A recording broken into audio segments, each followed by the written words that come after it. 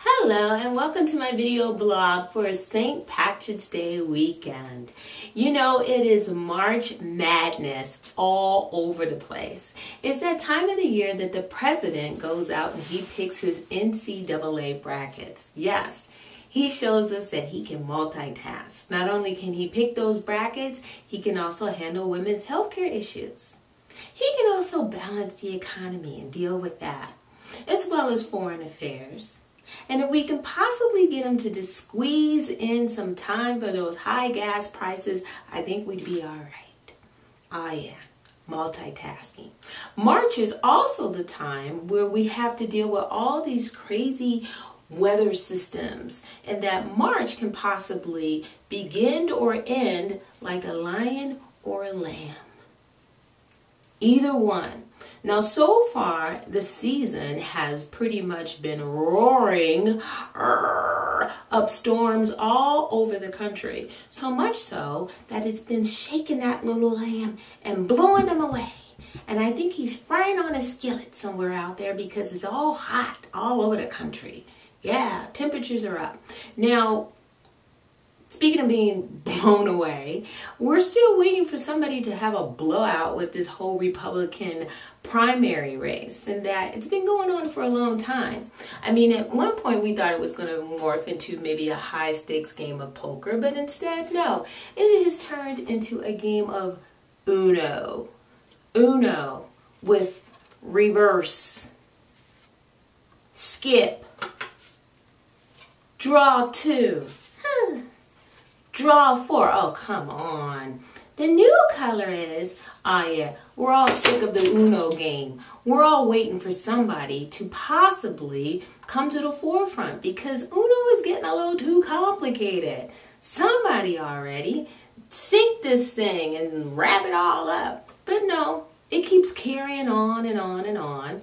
So with all this carrying on, we're waiting for somebody possibly with the name of Gingrich or Santorum to possibly quit. You should quit. No, you should quit. I'm not going to quit. I know. Let's take it to a brokers convention. Yeah.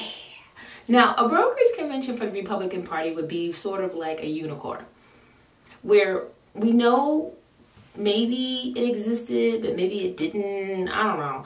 But if it did happen, it would be like fantasy football, only on the political sense. That's what it would be like. And since we're talking about things that are mythical and possibilities and fantasy, the possibility of Gingrich coming to the forefront and prevailing in this would be like him becoming that self-proclaimed hare that he has said he is, like from that children's fable, the tortoise and the hare. Yes, I think it probably has something to do with that white hair of his. He thinks he really is a rabbit. So, if Gingrich is a hare, well, Santorum has got to be Aladdin from Aladdin and the Lamp. And that he keeps on rubbing that bottle and keeps on making wishes. And I think he's down to 2 left. Yeah.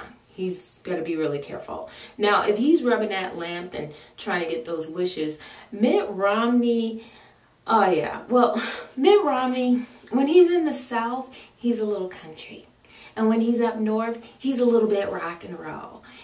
He's kind of like Donnie and Marie, like the Donnie and Marie Vegas act, except he's turned into a whole political race campaign, and it's just not that entertaining. Because we're waiting for the real Mitt Romney to stand up and stop changing on us. Yeah. Speaking of changing, Game Change premiered last week on HBO. Now, this is the movie that followed the 2008 presidential race. And the movie pretty much focused on the Republican side of the race. So much so that it focused then on one particular person, on one particular segment, the nomination of Sarah Palin, her selection. Well, mixed reviews on this whole thing on how that movie was portrayed, because Ed Harris, who portrayed Senator John McCain, basically came off as very likable. I mean, there wasn't anything that you could really say bad about him. You know, he was fair, he was likable, he was just a good guy. But the Sarah Palin character, well, she came across as this political diva with a bit of a pouty, temperamental streak who basically only succeeded when she memorized her lines and acted her way through. Yes, they called her an actress. Ouch. Now, here's my take on it. Here's my sassy review, because I know you want to know what it is. My take on it is that those who like Palin probably won't like the movie and probably won't believe anything about it. Now, people who don't like Sarah Palin will probably watch the movie and believe every single frame of that movie. And people who don't care probably don't have HBO. So there you go. I'll see you next time.